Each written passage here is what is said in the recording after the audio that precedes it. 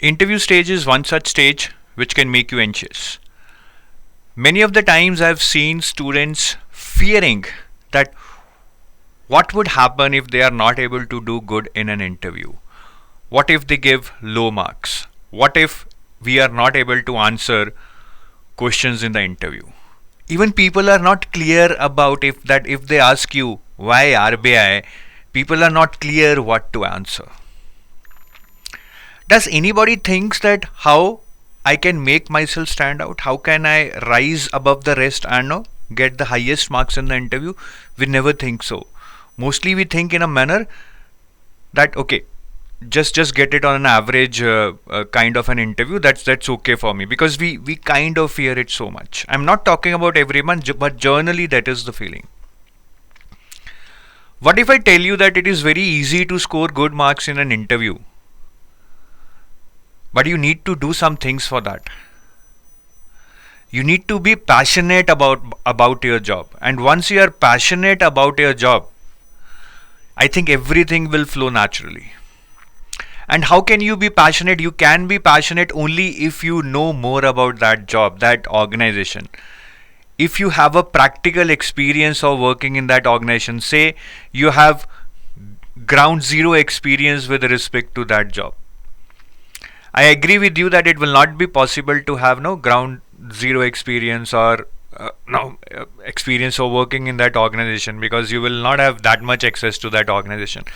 But what are the ways through which you can gain kind of practical insights, know more about that organization, which can ignite that passion inside you? And once that passion is ignited, I think you will learn more and more about that organization through your genuine interest, and interview would be a cakewalk. So I would suggest you some channels.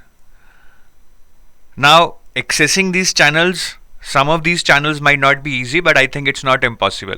If we just think that we want to sit in our homes and read everything from the RBI website, that's one approach. But if we try to put in some effort and try to go outside of the RBI website, right, then maybe if we can meet few people, we can read some books, it can help us gain some really good practical insights. So these are some of the practical channels that I would see which can help you gain some experience, ground zero knowledge. One is visit regional offices. So RBI has regional offices in almost every of the state. You are in whatever state, whichever state, go to that regional office, try to find some senior people there. Tell them that, sir, I am preparing for RBI Grade B interview and I wanted to discuss about RBI with you.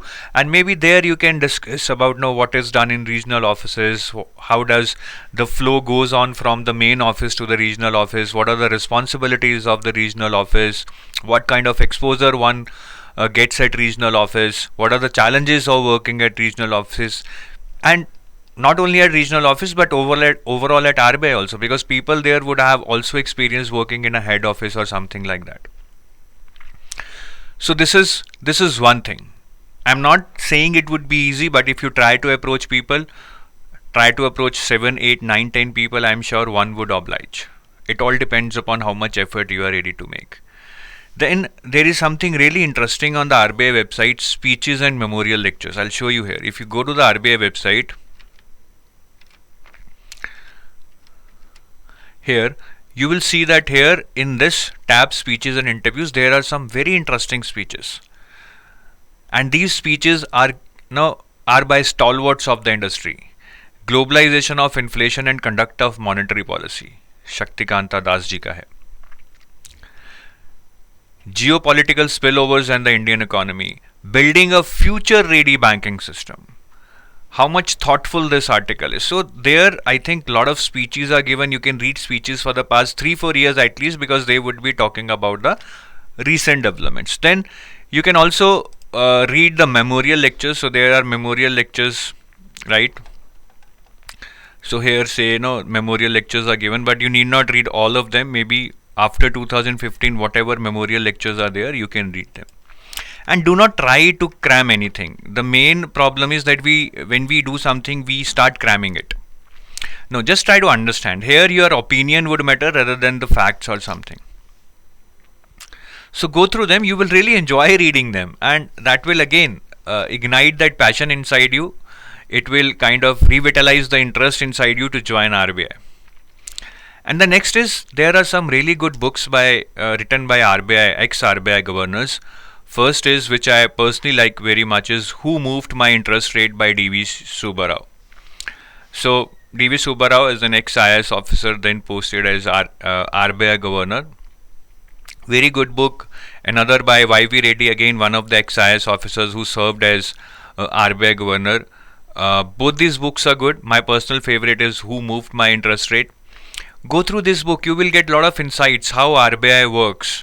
What is the mandate for RBI? What are the responsibilities of RBI? What are various instances where RBI has failed or RBI has succeeded? Right. So just read through these books and you will get a lot of insights into what makes this organization so dynamic. So read and learn, and once you read it, you get to know about this organization, you will feel so much blessed, so much interested in working for this organization. So that's it, I would say, guys. Do not be just bookish and read current affairs and cram something from the website that anyways we have to do. But I think these 3 steps, visiting regional offices, speeches and memorial lectures, go through them and read these books, especially Who Moved My Interest Rate. Now what happens is, if you have read these books or speeches, then in any answer if you quote that, sir, I read in that book by D. Subbarao that how RBI handled this situation, I was really impressed by that, I was really moved by that, and at that time I decided that no, this is a fabulous organization, and if I get a chance I would love to work for this organization. If you make that kind of answer, just imagine what kind of impact that would leave on the interviewer, right?